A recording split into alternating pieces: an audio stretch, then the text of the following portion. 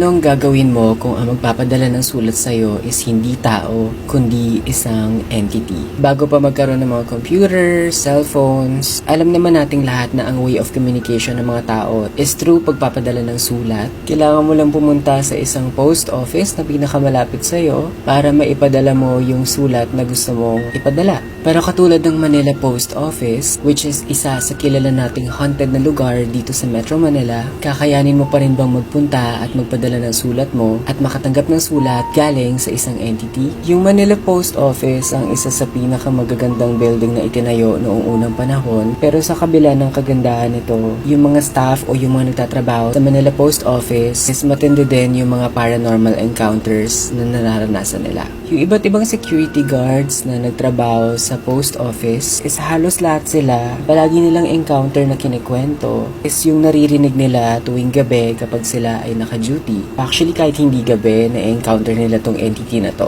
Tuwing naka-duty itong mga guards na to, palagi silang nakakarinig ng naglalakad na parang may kadena sa paa. Yung mga yapak na naririnig nila sa iba't ibang floor ng post office, parang nakakadena yung mga paa nung naglalakad, and iba talaga yung kilabot na nararamdaman nila. Isa din sa mga naging staff ng Manila Post Office is katulad ko na nakakakita ng mga entities. There's this one time nakitang-kita ng dalawa niyang mata na sa loob mismo ng post office, merong mga grupo ng Japanese soldiers na nagmamarcha. It's as if na parang may hinahabol silang babae. Isa sa pinaka-common na na-encounter ng mga nagtatrabaho doon or bumibisita is palaging may nagpapakita na white lady sa mga comfort room. So yung mga employees is hindi talaga makapag-CR kapag wala silang kasama. Marami ng paranormal investigators yung nagpunta sa Manila Post Office, katulad ng encounter ng mga employees based sa kanilang experiences. Ang na-encounter nila sa loob ng office is isang babaeng nakaputi na grabe yung dugo sa katawan at sa damit. Also, naririnig din nila yung mga yapak na parang nakakadena yung paa. Plus, maraming entity ng Japanese soldiers yung nakita nila sa loob. Isa sa nabasa ko sa mga article is yung experience ni Larry. 9 years siya nag-work sa Manila Post Office. And isa sa mga matindi niyang na-encounter is may poltergeist. Mga bing poltergeist, ito yung mga nanghahawak, nananakit, or basically kaya makipag-physikalan sa'yo ng mga entity. There's this one night na nag-rounds siya. Wala nang employees sa 4th floor that time. Habang naglalakad siya sa hallway, naramdaman niya na parang may humampas ng batok niya. Sobrang lakas ng impact, and what he did is tinutukan niya ng barel kasi akala niya may magnanakaw. Bumunot siya ng barel, and paglingon niya, walang tao sa likod niya.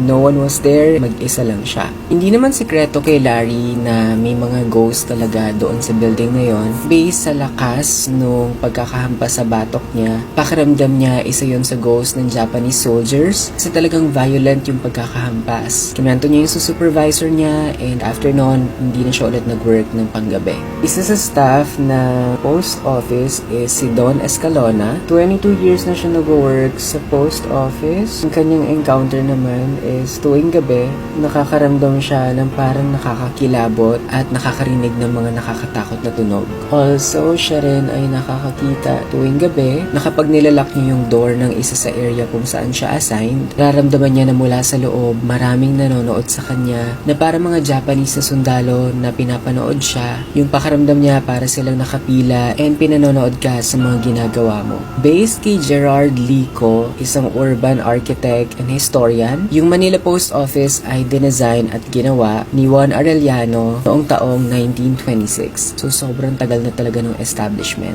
Ang Manila Post Office ang isa sa ginawa ng mga Japanese soldiers na parang headquarters nila noong panahon ng gera. Si Don ay palagi din palang nakakarinig ng parang babaeng umiiyak along the hallways. Katulad ng ibang employees, naririnig din niya yung yapak na parang paang nakakadena. Karamihan din sa staff na nagtatrabaho doon is palagi rin nakakarinig ng ingay doon sa area kung saan naka-assign si Don. Based sa pagkakaalam ng karamihan, yung area na yon ay isang torture area nung panahon na sinakop ito ng mga Japanese. Si Wilfred Hingalia naman, isang former security guard na nagtrabaho doon for 35 years. Isa sa nakakatakot niyang encounter is palagi niya nakikita yung mga Japanese soldiers na nagmamarcha along the hallway, and sa unahan nila palagi may babaeng tumatakbo, tila ba isang white lady na hinahabol nila. So talagang trapped yung mga entities nitong mga Japanese soldiers at yung mga babae sa loob ng establishment. Kadalasan gabi nila nararanasan itong mga bagay nito. Si Marie Macaraeg, isang postal ID staff, naranasan niya na isang gabi siya ay gumamit ng banyo. Nung lumapit siya sa isa sa mga cubicle, trinay niyang kumatok kung may tao ba kasi yung cubicle is nakalock.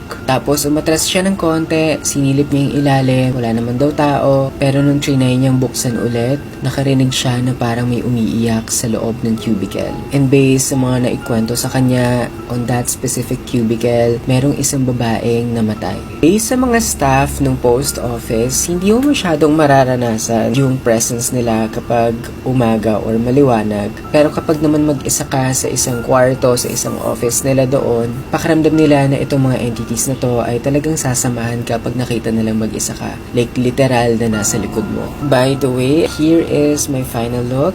What do you guys think? Personally, really love it. Madami pa sana akong gustong ikwento ng mga stories tungkol sa Manila Post Office kasi marami yung nagsend sa akin tungkol dito. Pero feature ko na lang yung mga pinakamatitinding encounters ng mga tao or naging employees na tong post office, which is nakalagay sa website ng GMA Network. Pero kung gusto nyo marinig yung iba pang stories ng mga empleyado doon, you can leave your comments and ikikwento ko sa inyo. That's it for my video. Kung meron din kayo mga horror stories na katulad nitong Manila Post Office, you can message my Instagram, share source me there, and I would happily share it here if you would approve. Thank you so much for watching, and for more videos like this, please like, comment, and follow for more. Bye everyone!